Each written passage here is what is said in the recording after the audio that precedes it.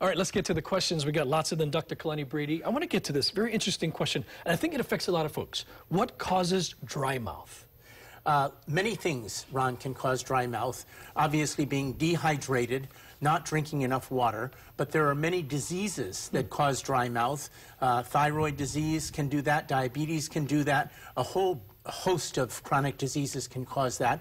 And then there are a lot of medications that can cause dry mouth as well. So it's not a simple answer to a simple question. I would recommend this person go into their doctor, go through the checklist, find out what it is, and then you can treat it appropriately. Okay. What's the difference between an aneurysm and a blood clot? An aneurysm is a ballooning out, almost like a water balloon, in a normal vessel, which is a tube.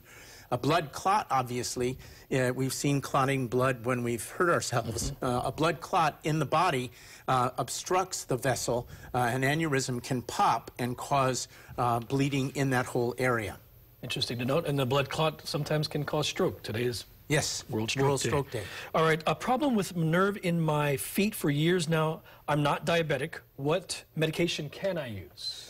There are good medications that help somewhat. Neurontin or gabapentin and Lyrica or pregabalin are two, but there are others as well. I would encourage this person to go into their regular doctor and find out, first of all, if the cause for the numbness and the neuropathy can be determined, and if it can, you may want to treat the underlying cause, but in addition to that, those medications may help. Okay, this is a very different question, but thank you for calling in. Are there organizations that help adults who are bullied, adults? Yes.